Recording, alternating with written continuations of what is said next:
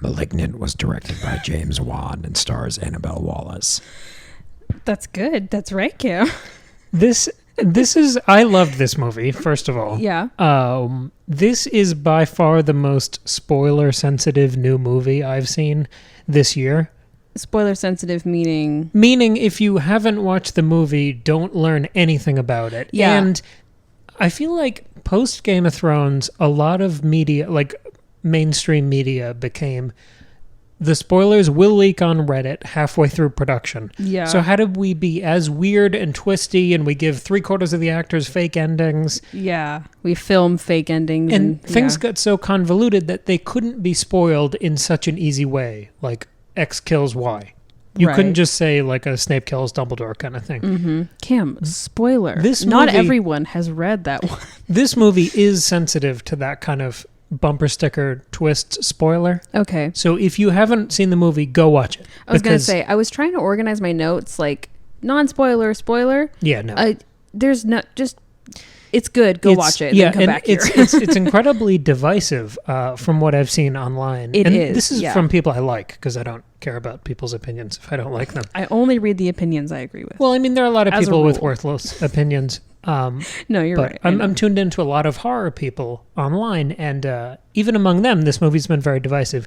We happen to be on the same side of it, but yeah, there's no way to talk about this thing. No. It's too sensitive to that. So go watch it if you haven't seen it, then come back. Go watch it with an open mind and give us your thoughts, because we want to hear both sides of it. Yes, secondbreakfastpod@gmail.com. Or you can find us on Instagram at secondbreakfastpod. Yeah, so that was your warning, and now we're going to jump into it. So Malignant is the new movie from James Wan, starring Annabelle Wallis, who we know from Peaky Blinders. She played Grace. She's so good. The Irish blonde one, if you don't remember. It's so interesting having just talked about The Night House, because this movie has another, like, not only a great lead performance, but an extremely dynamic performance. Right. Well, and another, like, female unreliable narrator whose husband just died. You know what I mean? Like, I was watching it and I was like, there's so many similarities, but these movies are not similar at all also. Like, they're very different in tone, in style, in concept. Yeah. There were just a couple funny, like, echoes from each other that I thought was fun. I took this class in college on astronomy. Wow. And flex. Like,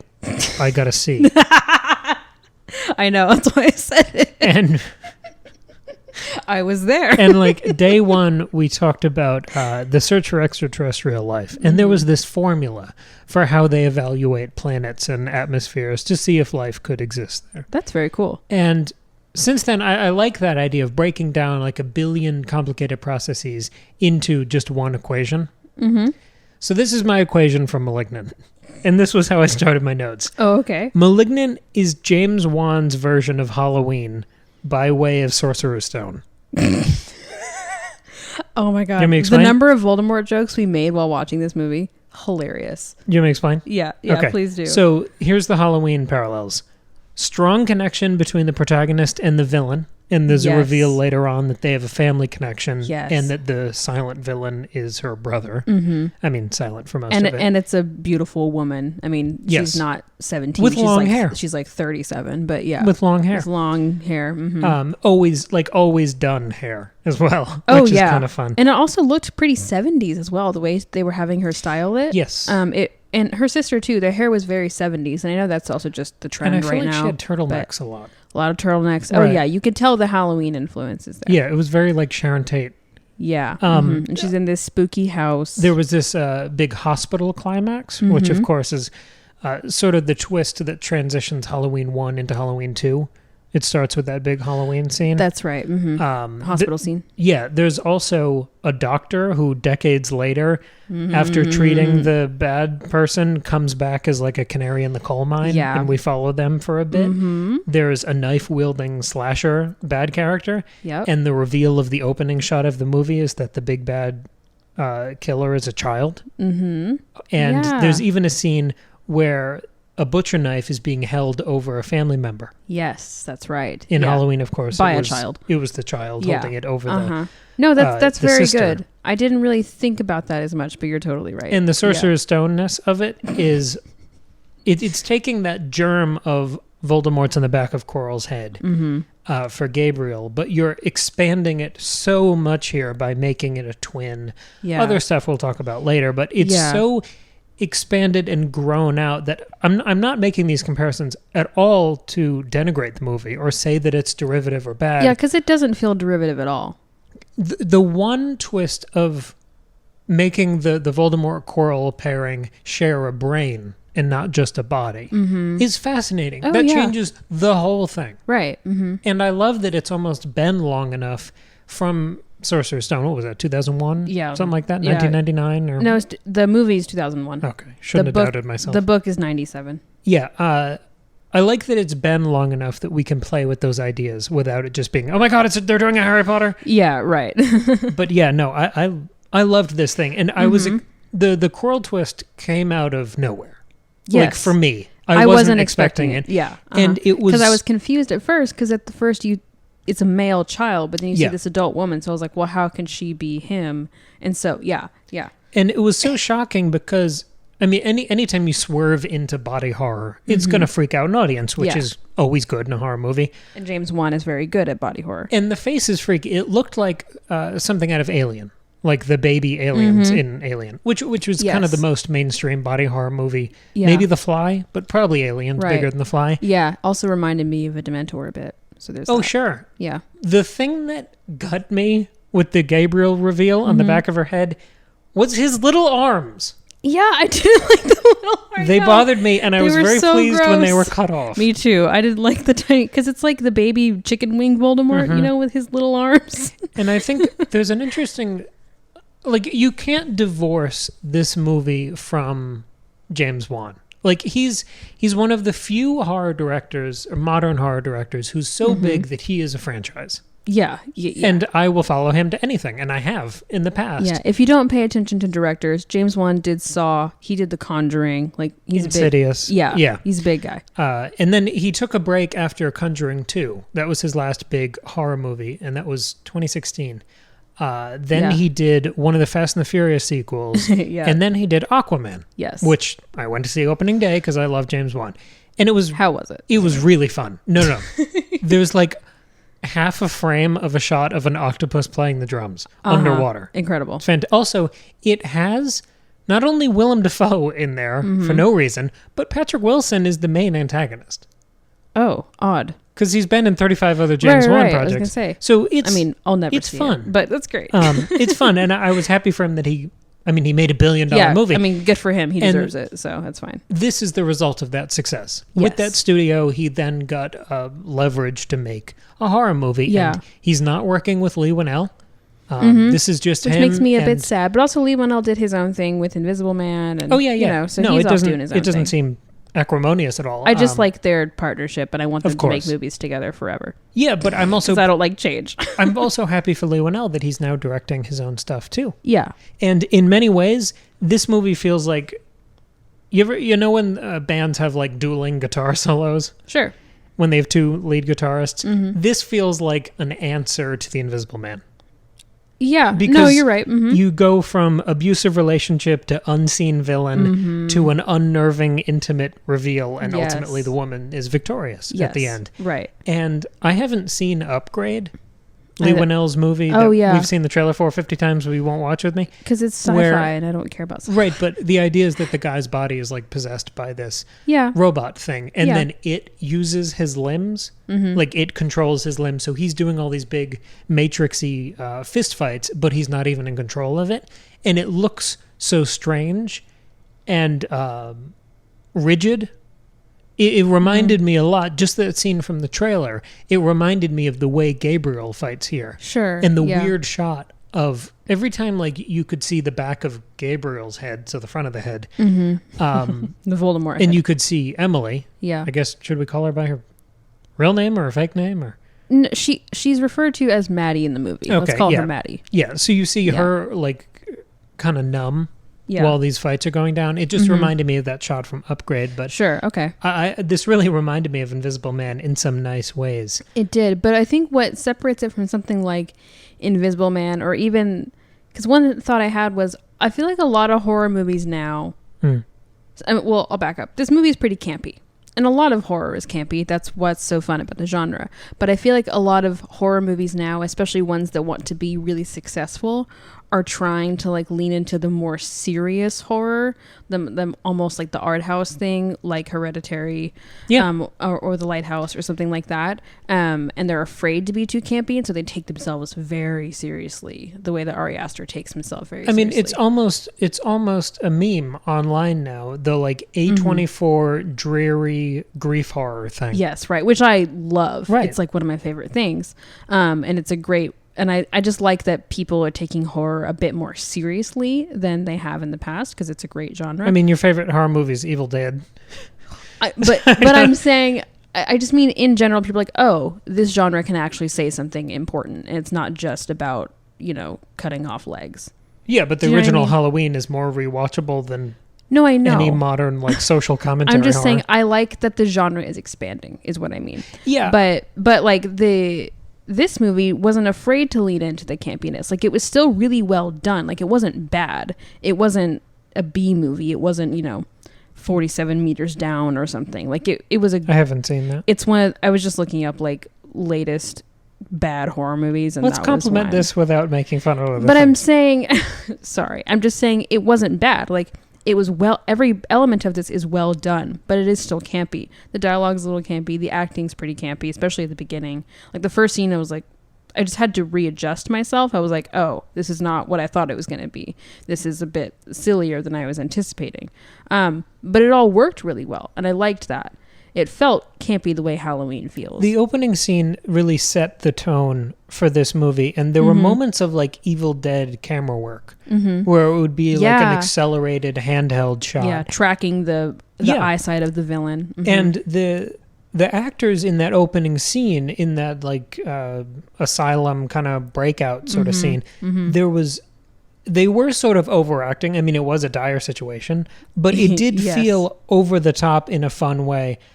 And I don't know, like I was trying to think about it, and James Wan movies have always had some humor to them. Like, yeah, that's true, especially Saw, Well, no, I think honestly, it's throughout his career. Like, yeah, well, I was thinking more of the Saw sequels, which he didn't do, so I take it back. Yeah, no, he only did the first one there.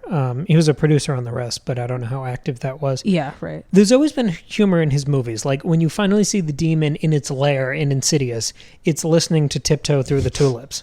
It's so funny. I mean, it's terrifying and unnerving, but you have to laugh. And like, he does that really well. Impassioned Carrie Elwes screams and lines he shouts when you bastard, when his family's on the phone at the end of the first Saw. Yeah, nothing in Malignant is more overdramatic than that.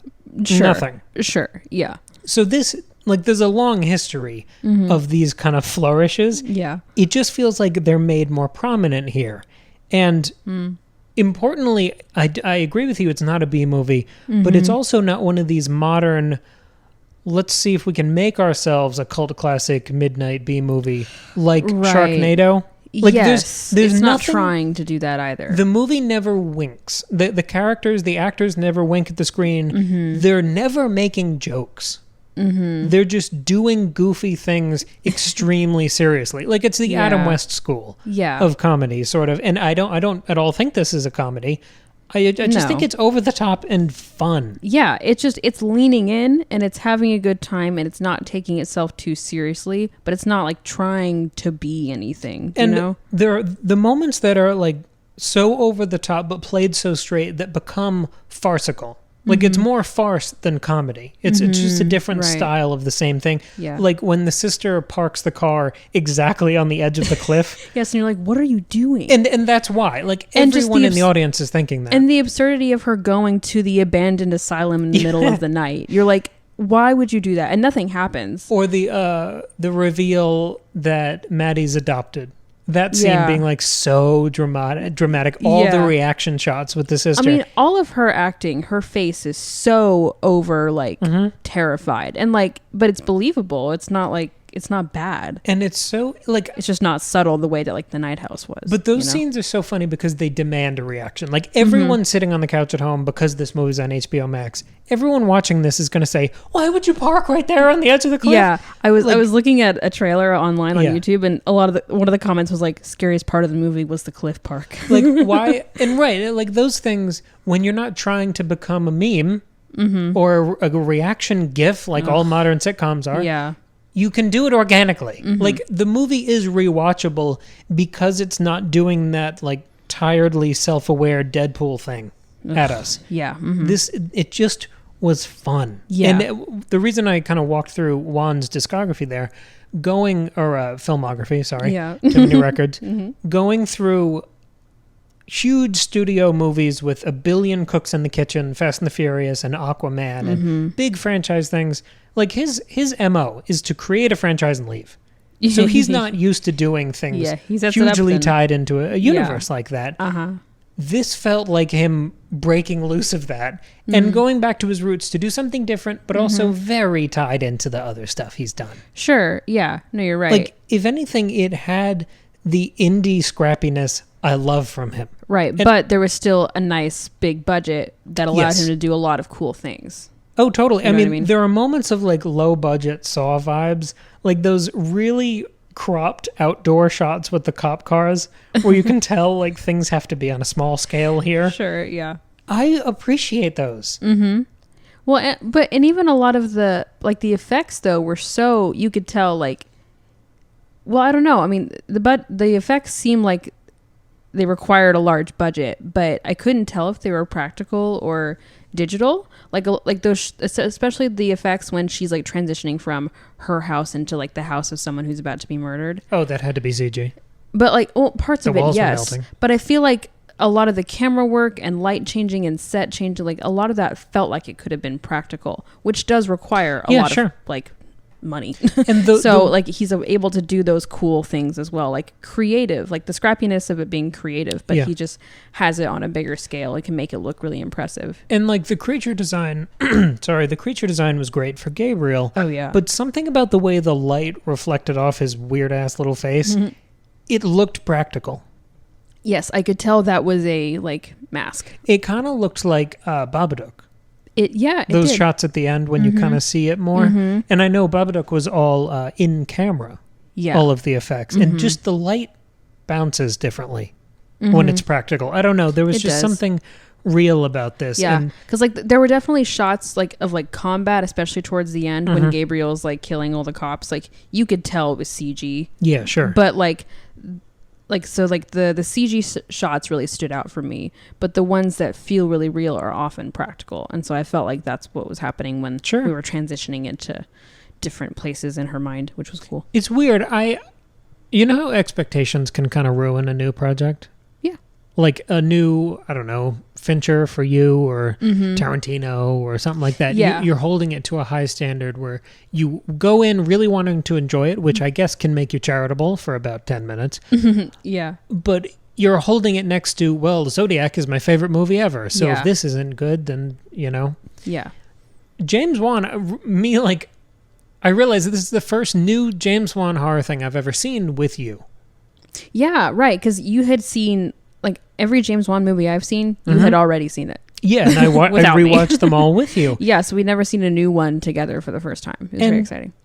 Just because of the time we live in, I guess, he's kind of led me through a lot of this horror journey. Like, That's Saw true. was the first knockout movie twist I ever saw. It'll always be my favorite. And, like, The Conjuring, you saw it in theaters when it came out. Freakiest and it had theater experience I've ever had. Huge effect on you. Whereas, like, I didn't see any of that when it came out. I didn't get into horror until I was in college. And, like, if you follow his movies, he's kind of led audiences through a lot of the big subgenres in horror, like the haunted house genre. Right. I mean, the Conjuring movies are kind of period piece horror. Almost, yeah. I mean, well, technically, with the sideburns, yeah. A slasher, I guess, now. The cop procedural thing. Stuff with straight demons and more of a theological bent. And, of course, just, like, torture. Yeah, I was trying to avoid that word because I think that's an annoying label to throw on the Saw movies. Yeah. I was calling them puzzle trap room gore fests. Yeah. But also, again, when you think about Saw, you think of the whole franchise and what it became. The first Saw is not that gory. So No, really, it's not like a Texas torture Chainsaw movie. Massacre where you Yeah. remember seeing stuff, but you don't. Yeah. You don't even see him cut the leg off because they No. didn't have the money for it. Yeah. So you don't. Yeah, exactly. So yeah, I guess that It's a one lot is like much Chainsaw. more Yeah. police. You see a procedural. lot in the later sequels, but again, he's not Yes. there for that. Exactly. Yeah. For Donnie Wahlberg's head being smashed between two big blocks of ice. It is such a good moment. But The Saw movies are so great. I wanted to track a couple moments of like classic James Wan stuff that I noticed in this movie Okay. that I loved. Yeah. Like there's an idea, and I'm not at all saying this applies to him because he's incredible, but I've heard complaints from other artists and felt this myself that every creator has like one story they can tell and they just keep doing it and trying to make it different Yeah. because they're really good at one thing. right. And I mean, a lot of that is probably just how our brains work if we're a mass of our own experiences. But listen to these James Wan things. So, The Conjuring. The start of this movie is also a haunted house, and there's a mental hospital interlude, like there is in The Conjuring 2, Yes. Yes. where like the power's out and we don't really know why, and why are all the wheelchairs overturned and freaky looking? Like, Yeah. it's fun, and Yeah. it leans into that. Yeah. Saw, there's the police procedural intro. There's even a shotgun homage when one of the cops tries to Pulls shoot out the Gabriel shotgun. with the shotgun. Yeah. Because one of the cops in Saw is killed with all the shotguns on the tripwire Yeah. under the doorway. And there's also the pairing of an older black cop and a young Asian cop, Oh, that's true. which is exactly the team in the first Saw. That's right. Yeah. With that's a Danny good point. Glover. Yeah. Yeah, it's. I thought that was fun. I kind of only got that later, but I didn't think about that. Yeah. to your point about the campiness, the thing I love the most about Saw, and the reason I will defend any and all of the later sequels, is how much I love the campiness of it. Yes. But all of those seeds that are blown out in the later sequels are in the original. Yeah. Like the over-the-top, crazy musical cues of that theme song, That music is so good. that's throughout the first yeah. one. Well, and in this movie, in Malignant, the music was absurd. Yeah. Like it was Yep. so much. I don't know how to describe it other than it was so much, and it worked. Like it wasn't annoying, but like a musical cue would come on, you'd be like, "What on earth?" But like it worked, and it was fun.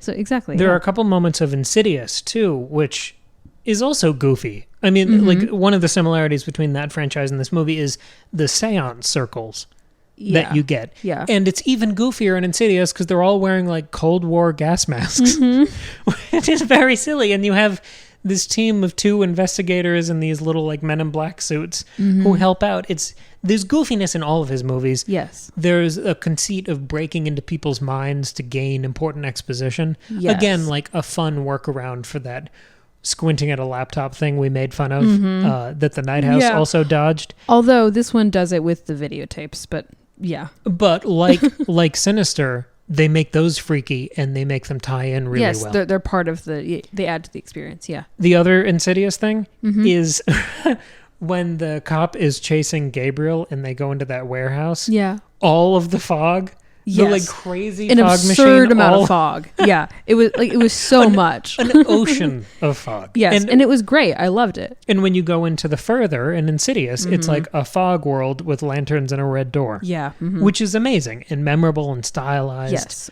But all of that has that goofiness matched with the confidence of James Wan's I directing. was gonna say his directing, the cinematography, it's so confident.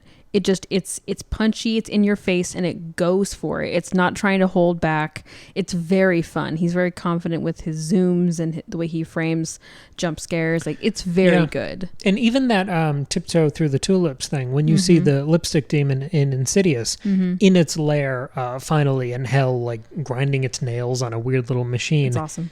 That weird little workshop reminded me of Gabriel's little workshop Yeah, it that did. ended up being in Maddie's Her attic. attic. Yeah. There were also, I mean, if I love any singular auteur, creator in horror post James Wan, it's Flanagan, Mike Flanagan. Yes, yeah. From Haunting of Hill House, Doctor Sleep, Bly Manor, which we're going to watch soon, Yeah. Midnight Mass. He's got a new miniseries coming out at the end of the That's month. right. Yeah. Oculus. He's great. Yeah. I noticed a couple little dashes of Flanagan in this. Oh, okay. You've got the actress who played young Theo, in Hill House. She's playing young Maddie here. Yeah, she's That's in fun. like every horror movie now, and I'm so happy because she's so good. And I mean, All those kids are in like every horror movie. They're doing great. Like, the little Luke was in Conjuring 3. Yeah, he was. It's a fundamental part of my understanding of Game of Thrones that they have an important Lord of the Rings actor who's then massacred in the first season to change your expectations. Yeah. So I try to never ignore casting crossovers there. I mean, look at our discussion of the Green Knight and the Witch. Like, these things are important. Yeah. And I don't know, you're right about the zooms that are so typical to James Wan. And no one can zoom a camera like him. It just looks different. I know. I don't know what it is, but yeah. But when I think of Mike Flanagan, I think of these weird, long, swirling shots where you're seeing two scenes at once, two timelines at once, like you do so often in Hill House. Yeah. And you have that here in the scenes where Maddie crosses over and sees a murder. Yes. And she's yelling at someone to try to help them or warn them, and they can't hear her. That reminded me of the best parts of Hill House. Yeah. Or Harry Potter in the Chamber of Secrets when he's in memory. Hagrid. No, totally. Yeah, it did. That literally happens. She doesn't say Hagrid, but same thing. But yeah. We were talking about this before we started recording. I don't have theories about this movie. I don't really because no. The kind of theories I like to offer about things, like this person's dead, they're not dead. This person's a ghost, they're all ghosts. Those, I mean, generally those could be called identity twists. This movie already gives me the identity twist. Yeah, it's already there. With Gabriel being on the back of her head. So cool. And the twist at the end of you thinking he has shot the sister and the birth mom when really she flipped the script and did the same mind tricks on him. This reminded me of how I felt coming out of the first Deadpool. Okay. Because that felt like a remarkably complete movie. It felt original in that it was changing so much about the superhero formula that I had seen. Maybe there were other things out there. Yeah, at that time, though, for sure. But it felt so complete because it was about him avenging what happened to him and protecting his girlfriend. Like, that was it, basically. And that's why I didn't like the second one so much, because I felt like it went so far from that. Yeah. It felt... I mean, there are parts of it that I enjoyed, but it felt like it strayed so far from that complete story and wasn't about that central relationship with the girlfriend. Right. This, like, every cast member, every character in this was essential and relevant to the protagonist and the journey. Like, the twists were always, this person we kind of knew but didn't care about, that's actually the biological mom. Yeah, I liked that a lot. There were so many puzzle pieces. Like, you could tell, like, okay, because, like, at first I was like, okay, why is he capturing this woman? Why is he holding on to her? How is she connected? And you know to wait and, like, figure out what that is, and then it all is explained. But the puzzle felt complete at the end. Well, see, here's my one complaint, is I felt like one element that did not feel explained was the electricity situation. All throughout the movie, Gabriel, like, messes with the electricity. He can only communicate through radio or through phones. Like, he can't just talk. And I just that was never explained. And I don't always need everything to be explained, but everything else in this movie was explained in a, like, I mean, it's still suspend your disbelief, but it was still... There was a semi-plausible explanation for everything else. And so I didn't understand why the electricity thing was a thing. Yeah, I mean, like, the original Saw kind of set a weird template for horror where you had to have, almost like the end of a James Bond movie, an explanation from the villain about all the bad things that had happened. Right, but that's very James Wan, and this movie had that feeling to it. So it was weird that they left that out. It felt like you broke that up. That one scene up across the course of this movie where you had twists explained by someone recapping another character over the phone. Like, we found her. She's the birth mother. Yeah, right. Which was good because sometimes I miss things. And I liked the way they did that here. And I'm definitely not a person who wants things spoon-fed to me. I like when a creator trusts its audience. It's their audience. But everything else was explained. And this was such a huge element of Gabriel as a villain. I was dissatisfied. I mean, it really could have been as easy as, like, they gave her electroshock therapy and now he's connected to electricity. Like, it could have been that. I would have accepted that, but they did nothing and I was disappointed. My brain just kind of filled in the gaps with that.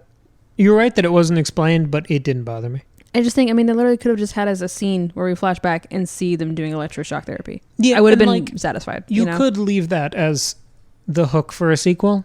in the same way they leave it open that he could come back. I mean, anytime you imprison a demon, it could break loose. And that's the whole premise of the movie, is that it breaks loose after being put away. Right. But I didn't feel like it was inviting a sequel. No, I didn't either, which I hate when it does that. It feels so cheap to me.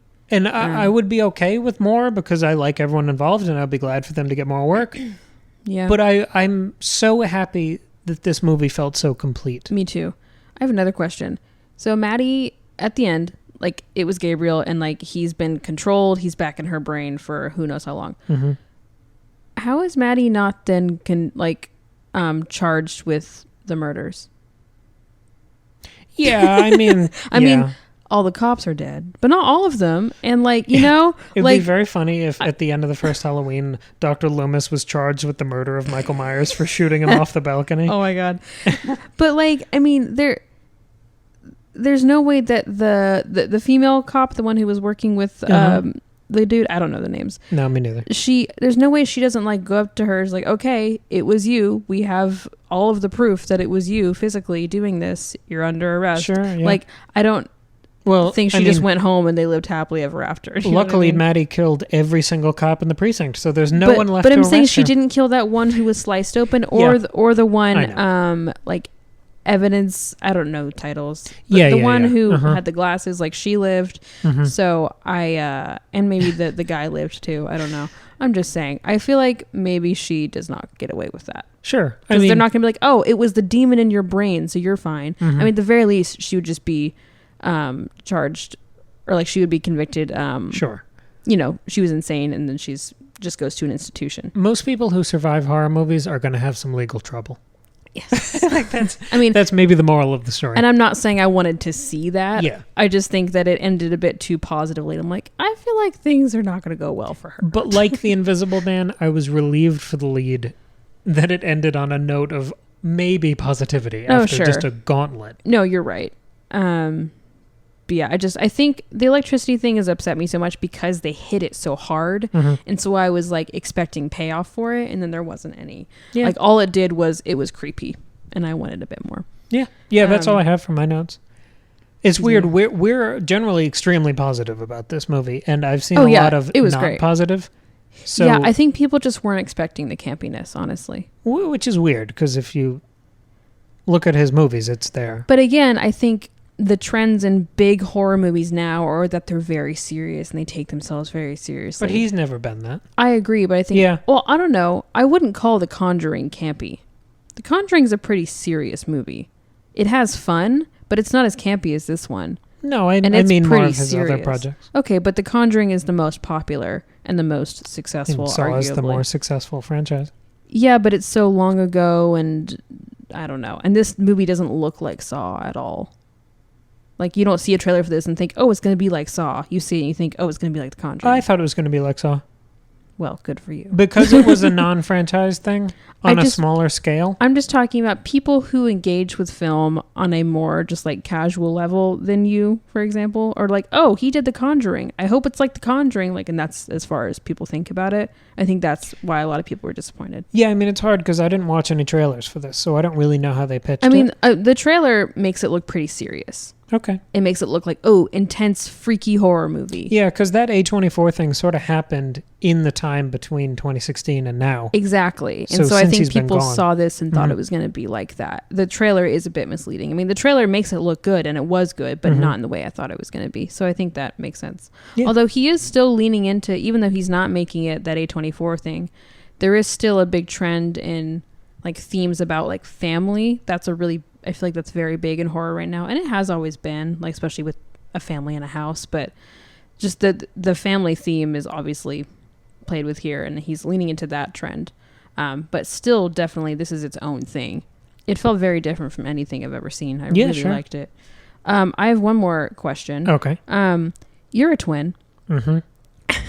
How did this feel for you as a twin? Well, luckily I'm not a conjoined twin. Yeah.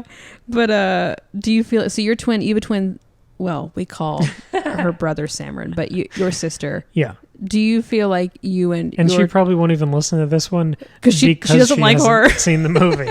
She's not going to watch this movie. Let's talk about her at great length. Is she your Gabriel? Is that how you feel? No, I'm definitely her Gabriel. I just, oh yeah, 100%. Yeah. But I mean, seriously, did you watch this? I'm wondering if it felt any different, or what if your perspective brings anything new to how you watch this movie. A little, yeah. I mean, it is a strange connection, being that close to someone, and it's not because you're blood relatives. Everyone has blood relatives, right? Like I have sisters, but it's not the same. It's the weird, like when you talk about having a shorthand with a twin, it's because you have decades, eventually, of the exact same experiences. Right. Yeah. Because you're in the same class. You do everything at the same time. And y'all went to all the same schools. We went to the same college. So that's school, like 20 years of the same experiences. Right. Yeah. So that is a really unique, intense connection. And I think it makes for efficient communication. And it means you can predict the other person better. Not perfectly, but better. Yeah. I feel like you can predict your twin, her behavior and her thoughts and what she's going to say better than I can predict my sister's. Sure. Even though well, it changes from time to time, but I'm pretty close with my sisters. And so I don't feel like I have as good a handle on it as you do with your sister though. Yeah. And like, I really bought the explanation they got into towards the end when they fleshed out that relationship. I understood that and it rang true. It didn't seem like the kind of boring twin reveal that they usually do. I mean, I grew up watching soap operas. That was always the thing, was an evil twin and then one of them gets thrown down an elevator shaft. This felt much more organic than that. And the weird things, the little girl answering the fake phone and that weird strong connection they had. Yeah, I got all that. Do y'all ever have like weird, and this is more I think with identical twins, but do y'all ever have weird like twin, like not telepathy obviously, but like weird things where you both kind of sense something, or like one of y'all is doing something and the other kind of has a weird feeling? Does that ever happen? You've never mentioned it, but I don't know. No, I think you're more just in tune to the other person's rhythm. So if you don't talk to them for a little while, you kind of get that something's wrong. Yeah. Like that's not spidey senses. Yeah. That's just, someone well. Sure. Yeah. From blinking at them for 20 years. Yeah. Yeah. And I imagine it changes even more again if you're identical and you have the exact same DNA. That's really interesting. Yeah, and I've known some of those people, and it does seem like a different relationship. I mean, how could it not be? Yeah. But I can't even imagine that. So 2 Maggies. That would be good for me. I wouldn't have to do anything. What does that mean? You two could host the podcast. You think that would go well? You think we would play off each other well? You think there'd be enough confidence to go around? That would be horrible. That's right. You'd be 2 of my best listeners. Yeah, exactly. Yeah. We'd both just panic. And I mean, I already basically have a twin. It's my own internal voice. It's fine. I'm working on it. Would you like me to hold my microphone to the back of your head so we can hear the other perspective about the movie? What did you say last night after we watched the movie? I don't know. You were like, well, we have to sleep facing the other direction, or facing each other. Yeah. So that we don't, so the backs of our heads. It's better when you butcher it in the retelling. Fuck. All right. Back it up. Roll the tape. Yeah. All right. That's it. Go see this movie. It's great. Let us know what you thought. If you thought it was too campy, if you didn't like it. Yeah. Yeah. secondbreakfastpod@gmail.com. And we will be back on Friday with more Return of the King. Yes. Wait, when is this coming out? I don't know. That's why I generalized. Oh, fair. Okay. Bye. So smooth. Cleanest this is why we can't have 2 of us. Cleanest transitions in the business. It would just be a circular. We can't firing figure squad. Oh my god. Yeah.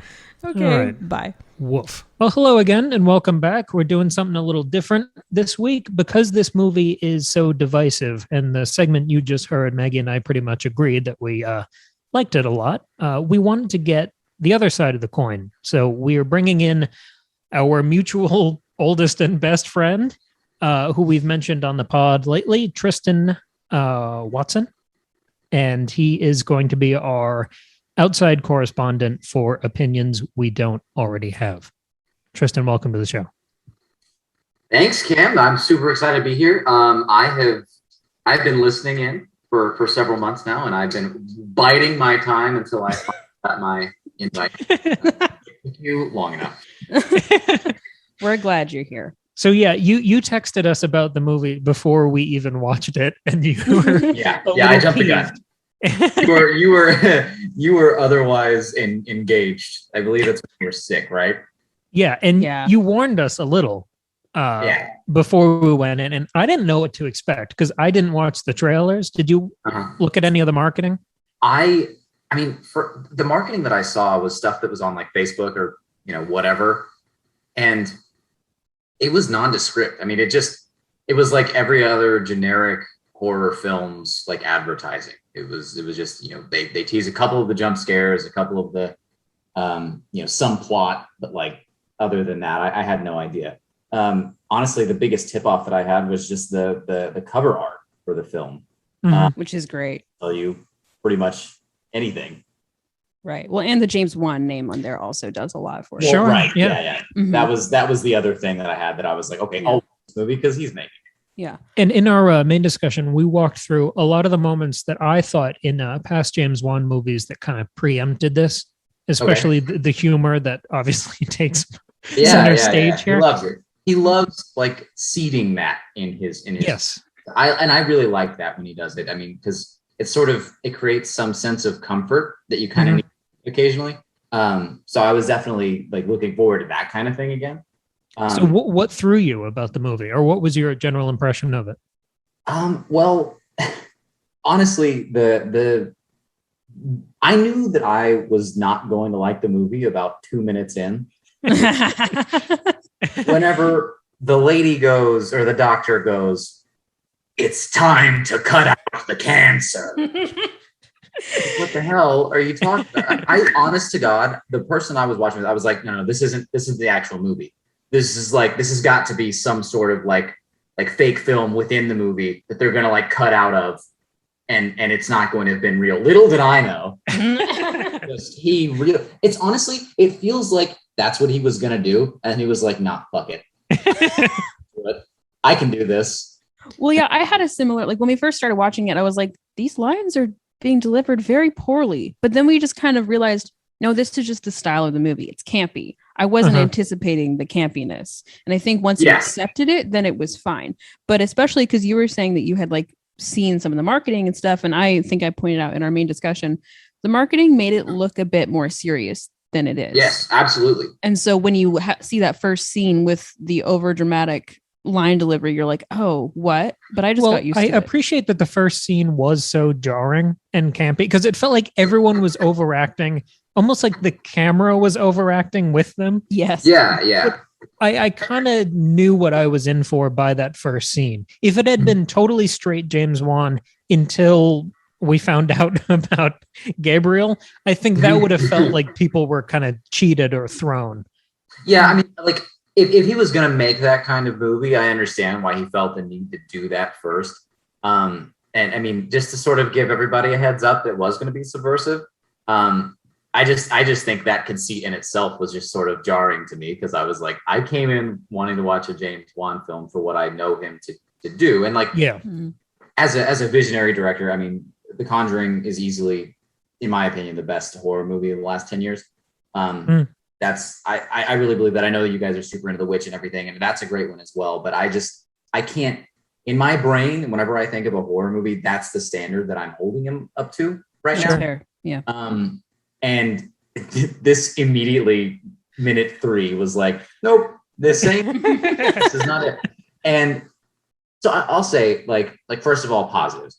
You talked about the camera already being like kind of hokey. I loved the camera work in the movie. A couple of aerial shots, like down into the home where she's like running through. Oh, I loved those. Those were so I know cool. That's not a super unique shot, but I love the way that he does it, and specifically, as I think he worked it to good effect in this movie, because in that scene she was like running away, and it sort of really, it showed you how small the house was. It was really nowhere to go. So like that was a good horror element, like that he was able to work in there. And the fight scenes were incredible. Very well done for a horror movie. I know he had a whole lot of fun doing that. Again, did not come into this movie expecting a giant Marvel style fight scene at the end. Everything in the police station was like that Daredevil scene in the hallway. Yes, yeah, it was. It was definitely reminiscent of all of that stuff. But I mean, That's all I got so far. Wow. Yeah. Okay. I did like the blonde sister. I thought She was great. I thought she was really good. I thought she played up like a good. She struck a good balance of campy and like the traditional horror. I mean, her like jump scare where she just happens to be in the window when the camera pans over. I loved that. I thought it was so great. That was a really good, like, not super cheap jump scare. Mm-hmm. Yeah, and they didn't have a huge musical cue when that happened. You know, it's purely visual. Yeah. It's like visual, and it's her like, you know, going, but that's it. Mm-hmm. I know I liked that moment a lot. Okay, so did you just not go ahead? That's pretty much it. Those are like the positives that I have from the film. Well, because I was gonna say, like, did you just not get? Because I was saying I got used to the campiness, and I was like, okay, I've accepted this is the type of movie we're in.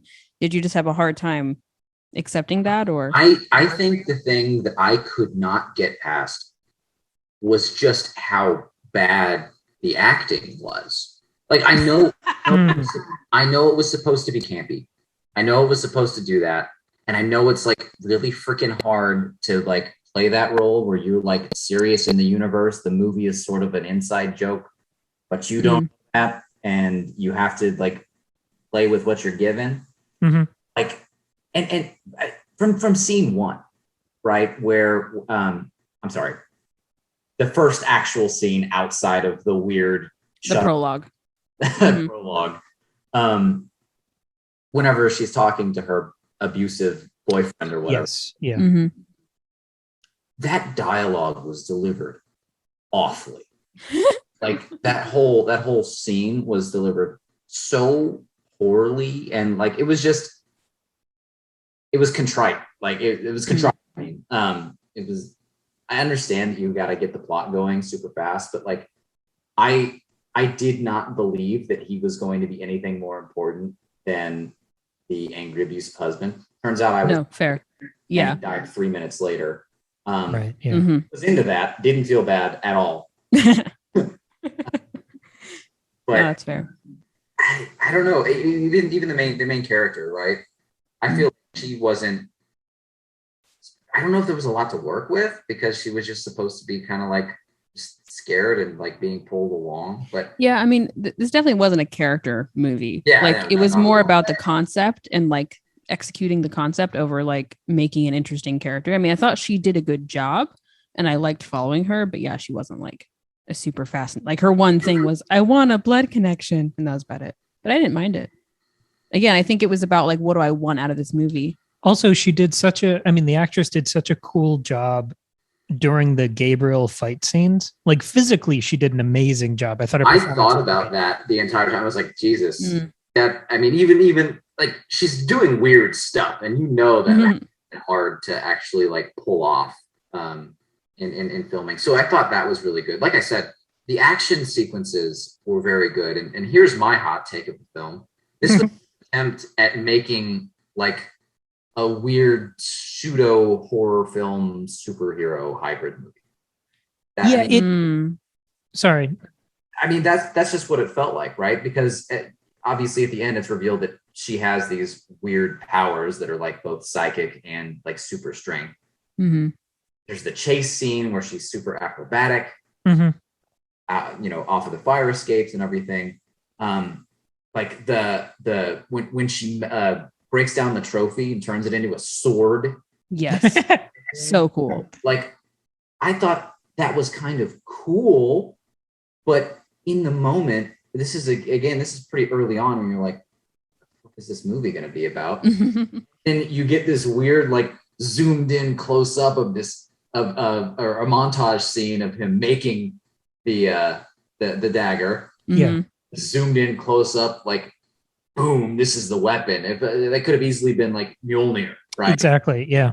And I don't know. I think like I appreciate the camp. It was what I was expecting, and I don't know that all of the things that were mushed in worked together. Yeah, it was like superpowers with the horror aesthetic. You remember that movie that came out a couple years ago, Brightburn, about that kid who was like a horror baby It was Superman. like Superman, yeah. Oh Yeah. yeah. I didn't see it. Did you see it? No, but I mean, your description of Malignant reminds me of the pitch for that movie. Really. I feel like it was so weird. Like, Conjuring is a really good atmospheric haunted house possession movie, which are kind of tropes that have been in the genre forever, but he just did them at such a high restrained level. Mm. I feel like this is such a weird tangent for his career. I enjoyed it, and I like seeing him take those risks. But we talked about this in the main discussion. Coming off of 20 years of everything he touches turns into a big corporate franchise. And I mean, even the last couple movies he's done, Fast and the Furious and Aquaman, they both made $1 billion, but with 100 studio executives interfering. This felt like him this felt like one of those guitar solos that goes so long in a live concert that the rest of the band members are just kind of looking over confused. Oh, yeah. Yeah. I mean, I like putting that into context. Yeah, this could be this one is mine. Mm-hmm. And really trying to keep that for himself and turn it into a weird cult classic kind of thing. That could be what he's shooting for. And like, again, I respect that. I mean, how many times did we go off on weird tangents and podcasts and shows that we wrote? Sure. Yeah. Yeah. And it's really cool to be able to do that and then turn it into something that's a professionally done Hollywood film. Right. Just because you're messing around with a script. Mm. Not to say that the end product is everyone's cup of tea. Fair. I have a question. One of my complaints that I had about the movie, I really liked it overall, but one of my complaints was that because they explained so much of everything, like with, pseudoscience, like, well, he's this malignant twin thing and they share a brain and all that. They never, but they never explained the electricity situation. Like, why does Gabriel have this connection to the electricity? Why can't he talk unless through a radio, like, or a phone? And I was annoyed at that. I don't know if that was something that bothered you as well. I mean, given all of the other like suspension of disbelief that goes on throughout the movie, that was like, I didn't have too many qualms about that. I mean, because they established it early on, like with the radio going weird. Mm-hmm. Right. I think I just feel like they explained everything really well. Again, like, you have to suspend your disbelief, but they like went out of their way to explain things and they didn't at all touch that. And that was the most like superpower of the movie. The electric, so prevalent. it reminded me of like blue Jamie Foxx in the Spider-Man movie. Like, it wasn't like every now and then, like, it was like a huge part of his character and they just never talked about it. And I was like, but what does it mean? And so I found that was my most. But it wasn't even him. It was her. Well, right. Yeah. It was her. Like, she could do it. But so, why? This is yeah. And that kind of delivery, like at the end, like whenever she's like saving her sister, it was power all along. Like, yeah, that made me. I wanted to die. I was too cringy. I liked it. It's just like hitting the nail too close to the head. It's such a like knife's edge. We were talking about it in the main discussion, which I kind of wish I'd just sent to you before we did this. No, this is more fun. We're just flying. Because I also don't remember fun. A single thing about what we said because it was several days ago. When this type of movie is executed really well, it's not even a comedy. It's more farcical. Like Bruce Campbell in Evil Dead, Adam West in the early Batman stuff. They play it so straight that we get to enjoy it. Mm-hmm. And I see that these performances didn't hit that high. Not quite. Yes. Yeah. And maybe it's because I like James Wan so much that I'm more charitable to it. Yeah. But I just kind of, I feel like the first scene was like a mission statement. I bought in and I just enjoyed the rest of it. I don't know. I see this being a divisive movie, but it just kind of worked. Part of it was I was watching this with somebody else and they were not like a James Wan person, so they didn't have that context going in. So I'm like, okay, every movie that I've seen from him has not disappointed in the horror genre. This is the guy I would go to. This is going to be a solid horror film. My reputation is riding on this. 10 minutes I in. see. So you were like feeling the pressure and you were trying to show the best of James Wan, and then obviously that didn't happen. So like, yeah, it's like it's like whenever there's like a famous band or whatever, and you go and like some people know enough of their music to know like the top singles or whatever, and then you try and you show them like a deep cut or like a different band that you feel like is in the same genre or sounds like them, and then the friend is just like, and it hurts your soul. Yeah, and so then you're like mad about it. So that makes sense. Exactly. Whereas Cam and I just watched it, just like, oh, let's see how this goes. I feel like the subgenre of like horror comedy is cursed because I find it really embarrassing most of the time. What do you mean? You find what embarrassing? Horror comedies. Sorry, I don't know why my brain didn't take that. Because I think okay, got it. I mean, we kind of made fun of like the Deadpool influence that has infected a lot of other movies in the past couple of years, and I think no one really does it that well. Yeah, because if you don't take it seriously in any scene of the movie, then the horror doesn't have any stakes, and then it just feels like a series of sketches. I don't know. Like, can we think of any other horror comedies besides Evil Dead that worked for us? Insidious. Interesting. Okay. Like whenever the ghost hunters, right? The dude with the beard, the dude in the glasses. Yeah, they're good. Were incredibly well-timed comic relief. I think. I know they've been in several of them, but I think in whichever one it was where the girl had like a broken leg or whatever, and she's like laid up in her room, and there's this. Is it 2 or 3? I think that's 3. I think it's 3 as well.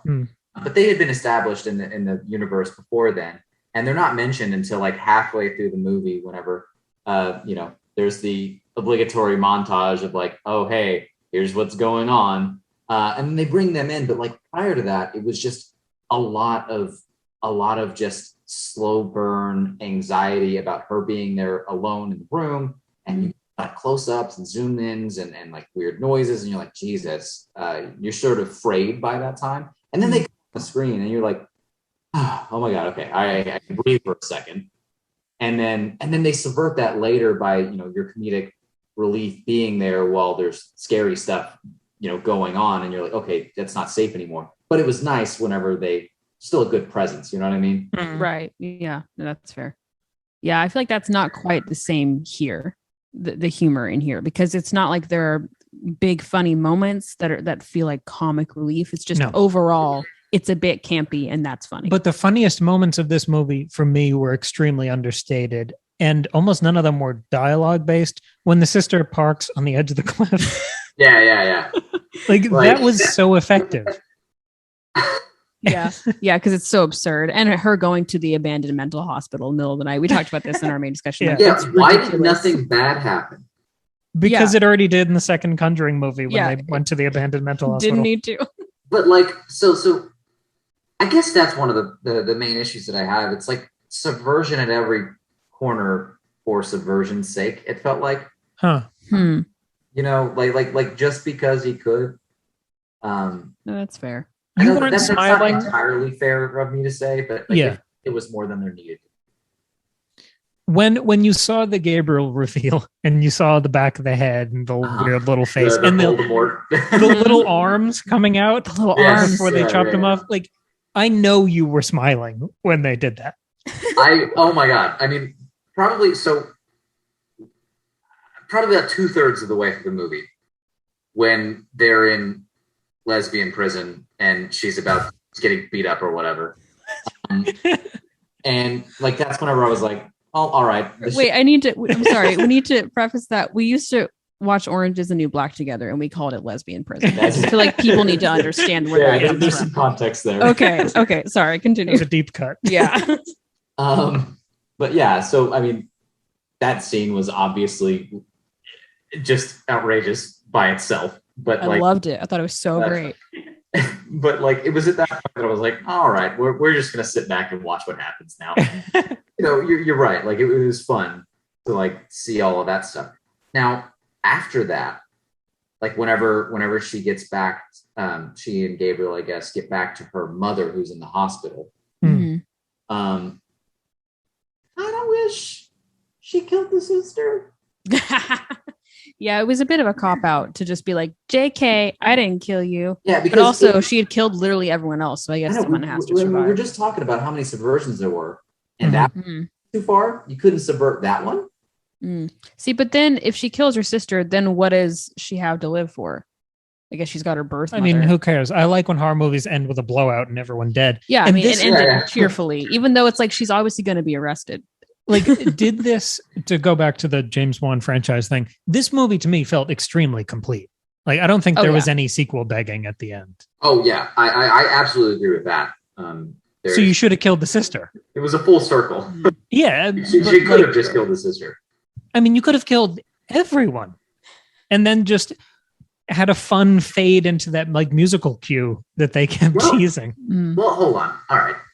I feel like the movie is complete, but there are threads there if he wants to come back. You know? Yeah. Sure. Yeah. But I think he's got his cop. Right? I always like when weird love interest. Yeah. Well, I like when horror does that because things don't wrap up neatly. Like there's always like the threat of the bad thing coming back. I like that more just as a story choice rather than I could make a sequel out of this. That crime scene investigator with the glasses that you're talking about, Tristan, I think she would be an amazing lead for a sequel. Oh, okay. So let me put a finer point on what I said. I was talking about the paranormal investigators from Insidious. Oh, the dude with the beard and the dude with the glasses. The pair that they're. I agree that she sort of was like comedic relief in this one.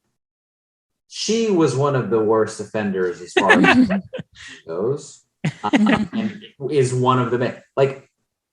I detested the woman cop. I thought her delivery. Oh, I found her annoying. However, I bought her way more than the crime scene investigator who's trying to be like Garcia from Criminal Minds. Garcia.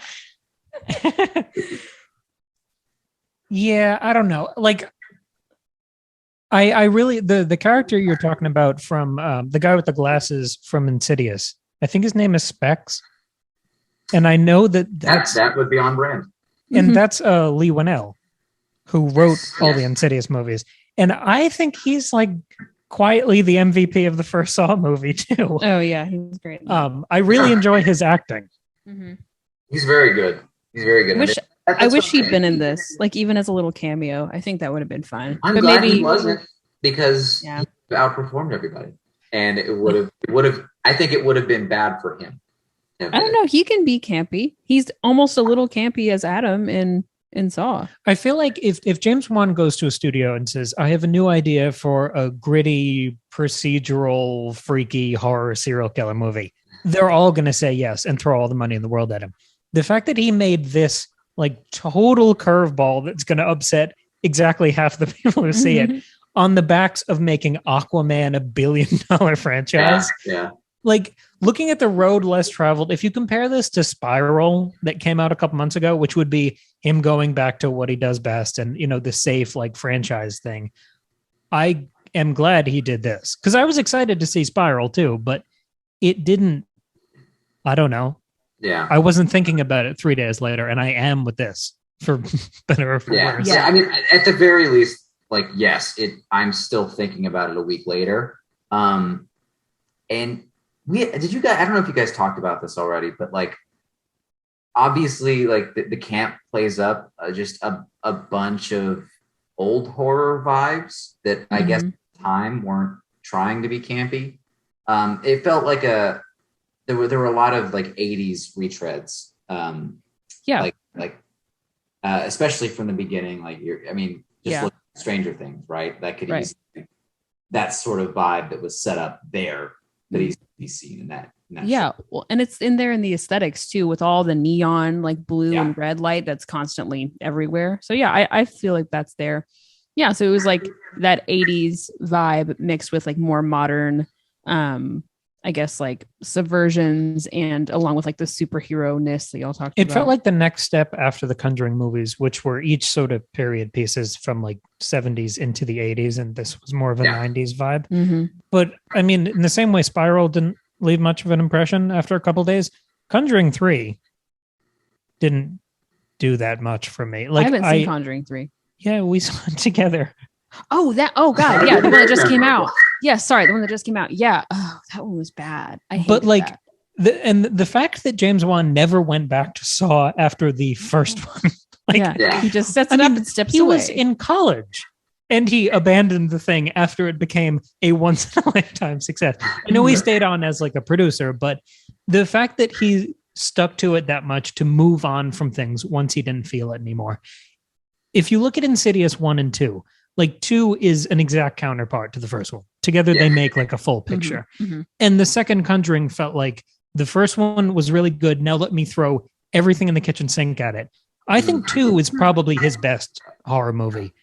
Because it does the haunted house thing. It's so freaky for like a solid 2.5 hours. Yeah. I'll agree. I did like the first one better, but yeah. I mean, the second one was a very close runner-up to me. Yeah. The first one has a simplicity and a focus on the characters in the same way I'll always like the first Godfather more than the second one. Because it's just a tighter, or like the first Deadpool better. Yeah.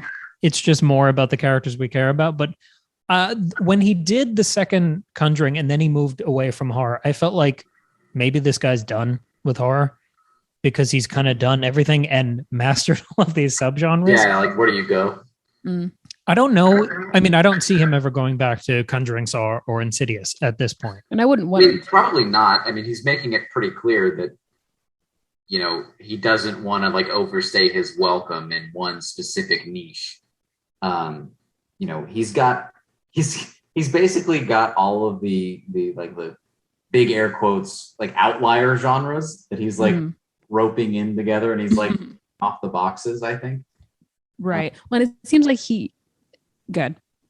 No, go for it. No, I was gonna say I feel like it seems like he has like lots of different ideas he wants to play with. So he's like, okay, I'm gonna do this Saw thing, and then okay, I have to move on because I want to do this Conjuring thing, and then I want to do Aquaman, and then I want to do Malignant. Like he's not gonna stick with one project, you know. Which is strange because I looked into it just to be more educated talking about it, and he's doing pre-production on the second Aquaman right now. Oh, like he's jumping back into that. Yeah. Cool. So he's just bouncing around. So I really have no idea what he does next. I mean, I'd love for him to do like a rom-com, like just flex in a different direction because I enjoy watching people take really weird risks. That would be really interesting. I mean, feel like he would have a great time with it. That's what I feel like is here. He's having a lot of fun. And I feel like he didn't take it too seriously. I mean, he took The Conjuring, like The Conjuring is a more serious movie. But it's still fun because it's leaning into the seriousness of haunted house. And so here he's kind of leaning into the more campy, like 80s vibes. Like the way in the main discussion, I said that this was James Wan's version of Halloween by way of Harry Potter and the Sorcerer's Stone. And a little bit of The Crow thrown in there. I don't know if you guys ever haven't seen The Crow. Oh, okay. Well, so I don't know how much you know about that, but that's a really tragic movie because Bruce Lee's son, Brandon Lee. Yeah. He was the main character in that film, and then and they were shooting a scene where he was supposed to get shot, but instead of a blank in the gun, it was a real bullet. Oh my God, that's awful. But the film is a cult classic, partially because of, or I'd say mostly because of the aesthetic, because he's like this cool, like dark figure who could kick your ass but also look really awesome doing it. And I got those, like this movie made me feel like this was some sort of a spiritual homage to how James Wan feels about The Crow. Cool. Okay, I would love to know more about that. Whenever I said earlier this feels like his take on a superhero movie, I think that would be the closest film. Is The Crow. Interesting. That's cool. Okay. I like that. Yeah, let's look into that. I would love that. Yeah.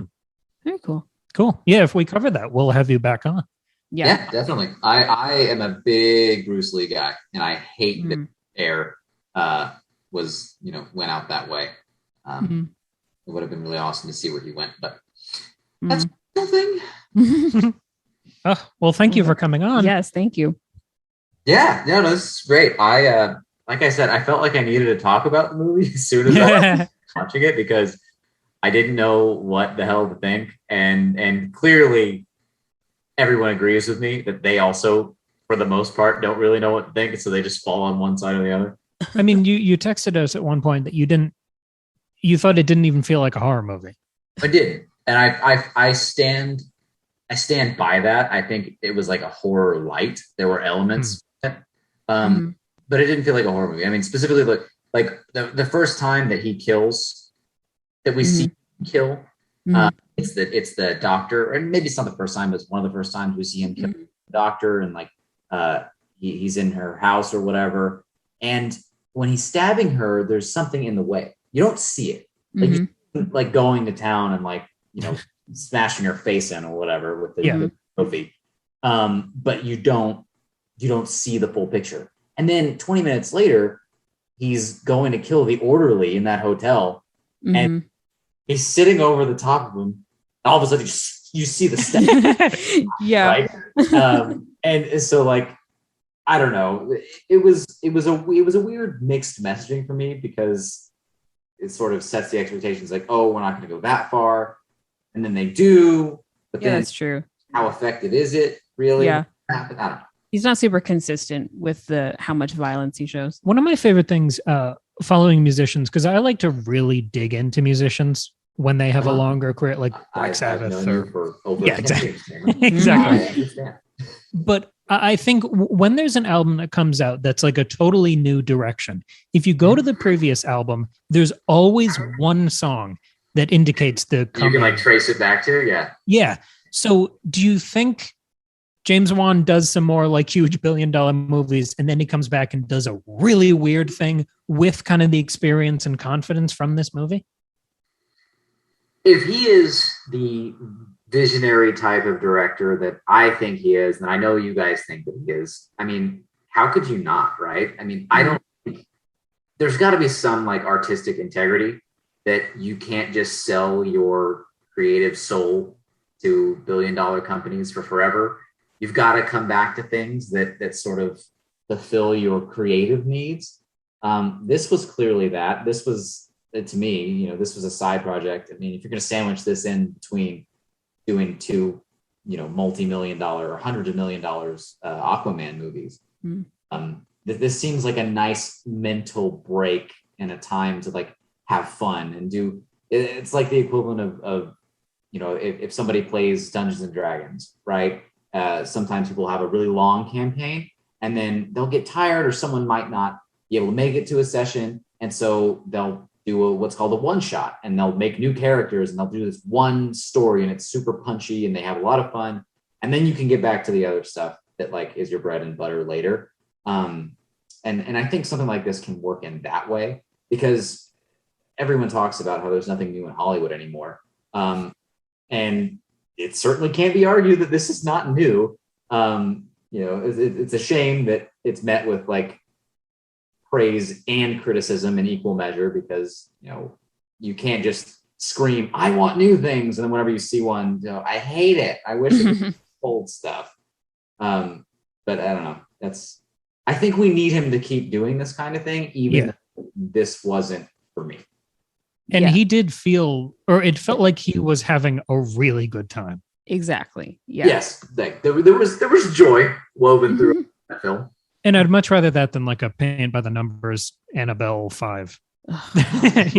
They are, I loved all of those series like super early on. They are beating the horse shit out of them. I wish they would stop. Did you ever see The Nun? No, I refused. I simply refused to go see The Nun, just because The Nun was effective as a side character that you didn't expect to be scary. She didn't need her own spin-off. It didn't need to happen. That's fair. But at least that one was a weird period piece thing. Like, I haven't seen it either, but I wanted to more than I mean, I didn't see any of the Annabelle movies because it just I didn't feel any need. I didn't see. I only saw the first one. Yeah. Okay. Yeah. I don't know. I feel like we might enjoy that one because it's like an olden times weird Italian horror thing. I was going to say, I will enjoy it purely for the aesthetic. Oh, like the weird church thing. And that's it. I've heard it's not great, but I feel like I'll still enjoy it for just the vibe. So I'm fine with that. Yeah. The nice sharp vibe. Well, do you have any final thoughts on other things we've covered? Green Knight, Lord of the Rings, anything else? Probably more thoughts about all of that stuff than I can fit into Yeah, sure. Segment. No, respond to every point You have ever made 35 now. seconds. Let's go. I absolutely love everything that you guys have been doing with the podcast so far. Particularly the references to yours truly. I think those are Great direction. Those are really, really testing well with the people. Give them what they want. But no. I mean, like I said early on, I've been listening for a long time at this point. And it's nice. It's nice to get the same kinds of discussions that we get to have when we're all together in person, and like just hear that fed into my ear while I'm like doing something totally enjoyable. You know what I mean? Well, thank you. It's been fun to have you here. Yeah, absolutely. Yeah. And let us know what you think of the other half of the episode. Yeah. I'll be listening as soon as it comes out. Not just for me. Sure. All right. Well, I hope right. everyone enjoyed meeting our oldest friend. He's your oldest friend. He's not my oldest friend. I have older friends. No, he's They're our just not here. Yes. He's our only friend. Oh. Good. Okay. And we'll be back on Friday with more Return of the King. Yep. We already mentioned the plugs in the first half of this episode, so I won't mention them again. Don't no, you moron. Don't end the meeting. Just end the recording. Oh, Christ. God. All right. Well, I'll go ahead and sign off because clearly our two hosts can't do it. This has been Tristan Watson on Sunday Breakfast with Cam and Maggie. And I hope to see you guys again. Yep. Okay. Right. See you next week. Bye. Bye.